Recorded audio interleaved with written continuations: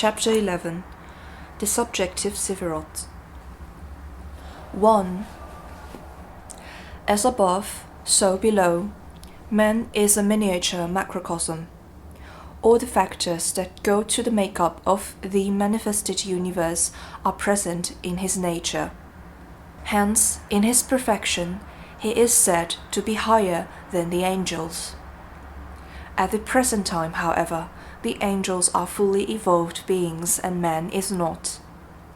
Thus he is as much lower than the angels as a 3-year-old child is less developed than a 3-year-old dog. 2. Hitherto we have considered the tree of life as an epitome of the macrocosm, the universe, and the use of its symbolisms to put us in touch with the different spheres of objective nature. We will now consider it in relation to the subjective sphere of the nature of the individual. 3. The accepted correspondences, as given by Crowley, who unfortunately never gives his authorities, so we do not know when he is using MacGregor method system and when he is relying upon his independent researches, are based partly on the astrological attribution of the planets assigned to the different Sefirot, and partly upon a crude anatomical scheme of the human form standing with its back to the tree.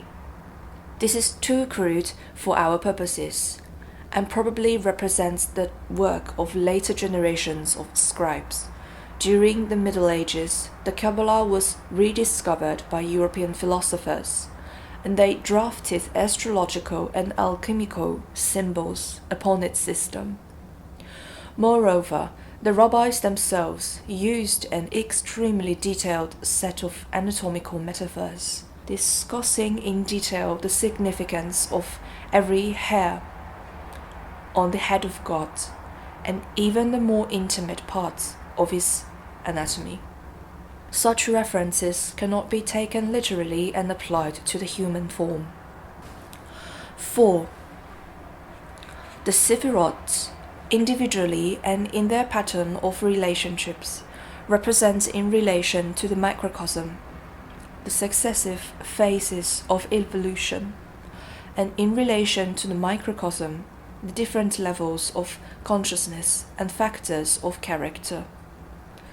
That these levels of consciousness have some relation to the psychic centers of the physical body is a reasonable assumption, but we must not be crude and medieval in the conclusion we draw. Occult anatomy and physiology have been worked out in detail in yoga science of the Hindus, and we can learn much from their teachings. The latest advances in physiology are pointed to the conclusion that the link between mind and matter is to be sought primarily in the endocrine system of ductless glands, and only secondary in the brain and central nervous system. We can learn much from this source of knowledge also, and piecing together all the information we can collect from every source, we may finally arrive by inductive reasoning that at what the ancients learnt by means of the intuitive and deductive methods which they brought to such a high degree of perfection in their mystery schools. 5. It is generally agreed that the chakras, or psychic centers described in yoga literature, are not situated inside the organs with which they are associated, but in the auric envelope at spots roughly approximating thereto. We shall do, therefore, not to associate the different Sefirot with the limbs and other parts of our anatomy, but to regard the use of such analogies as metaphorical and look for the psychic principles which they may be held to represent. 6. Before proceeding to a detailed study of each Sephira from this standpoint, it is very helpful to have a general survey of the tree as a whole, because so much of the elucidation of the symbolism depends upon the relationship of one symbol to another in the pattern of the tree. This chapter must needs to be discursive and inconclusive, but it will enable the detailed study of the individual Sephiroth to be much more effectually carried out. 7. The first and most obvious division of the tree is into 3 pillars, and this immediately reminds us of the 3 channels of Brahma described by the yogis, Ida, Pingala, and Sushumna, and the 2 principles, the yin and yang Chinese philosophy and the Tao or way, which is the equilibrium between them. By the agreement of witnesses, truth is established, and when we find 3 of the great metaphysical system of the world in complete agreement, we may conclude that we are dealing with established principles and should accept them as such. 8. The central pillar should, in my opinion, be taken to represent consciousness, and the 2 side pillars as the positive and negative factors of manifestation. It is noteworthy that in the yoga system, consciousness is extended when Kundalini rises through the central channel of the Sushumna, and that Western magical operation of rising on the planes takes place up the central pillars of the tree. This is to say, the symbolism employed to induce this extension of consciousness does not take the Sephiroths in their numerical order, commencing with Malkut, but goes from Malkut to Yesod and Yesod to Tiferet, by what is called the path of the arrow. 9. Malkut, the sphere of earth, is taken by occultists as signifying brain consciousness, as is provided by the fact that after any astral projection in the ceremonial return is made to Malkut, and normal consciousness re-established therein. 10. Yesod, the sphere of Lavana, the moon, is taken as psychic consciousness and also as the reproductive center. Tiferet is taken as higher psychism, the true illuminated vision, and is associated with the highest grade of the initiation of the personality, as is evidenced by the fact that to it is assigned, in the system taken by Crowley from method, the first of the grades of adepthood. 11. Dot, the mysterious, invisible Sephira, which is never marked upon the tree, is associated in the Western system with the nape of the neck, the point where the spine meets the skull, the spot at which the development of the brain from the notochord took place in our primeval ancestors. That is usually held to represent the consciousness of another dimension, or the consciousness of another level or plane. It essentially represents the idea of change of key. 12. Kether is called the crown. Now a crown is above the head, and Kether is generally held to represent a form of consciousness which is not achieved during incarnation. It is essentially outside the scheme of things so far as the planes of form are concerned. The spiritual experience associated with Kether is union with God, and who so achieves that the experience is said to enter into the light and come not forth again. 13. These Sephiroths unquestionably have their correlations in the chakras of the Hindu system, but the correspondences are given differently by different authorities. As the method of classification is different, the West using a 4-fold system and the East a 7-fold system, correlation is not easy to obtain. and in my opinion, it is better to look for first principles rather than obtain a tidy pattern of arrangement which does violence to the correspondences. 14. The only two writers known to me who have attempted this correlation are Crowley and General J.F.C. Fuller. General Fuller assigns the Muladhara lotus to Malkut, pointing out that its 4 petals correspond with the 4 elements.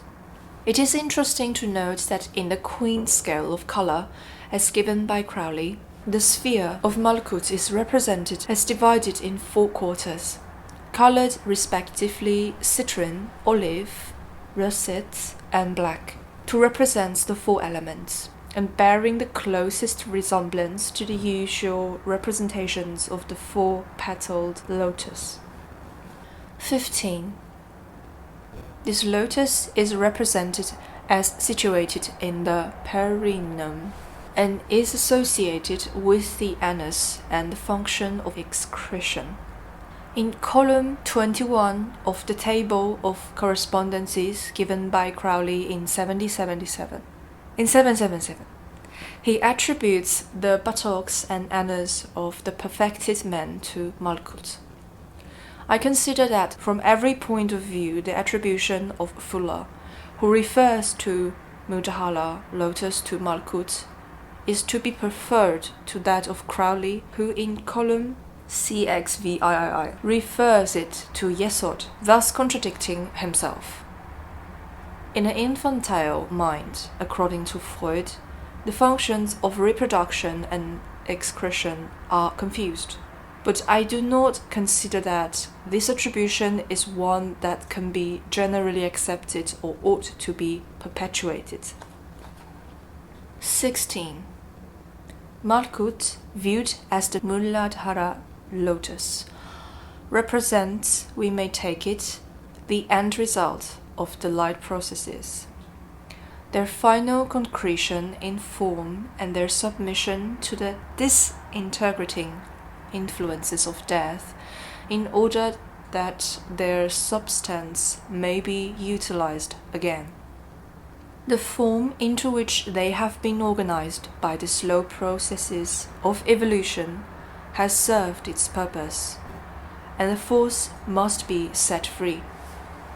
This is the spiritual significance of the processes of excretion, purification, and decomposition. 17. The Svadhisthana chakra, the 6-petaled lotus at the base of the generative organs, is assigned by General Fuller to Yesod. This agrees with the Western tradition, which assigns Yesod to the reproductive organs of the divine man. Its astrological correspondency with Moon, Diana Hecate, also agrees with this attribution. Crowley, though assigning Yesod to the phallus in column 21 of 777, assigns the Svadhisthana lotus to Hod, Mercury. It is difficult to understand this attribution, and as he does not give his authority, I consider it better to adhere to the principle of referring the levels of consciousness to the central pillar. 18th. Tiferet, by universal consent, represents the solar plexus and breasts. It therefore seems reasonable to attribute it to the Manipura and Anahata chakras, as Crowley does. Fuller attributes these chakras to Geburah and Chesed, but as these two sephiroths find their equilibrium in Tiferet, this attribution represents no difficulty and causes no discrepancy. 19.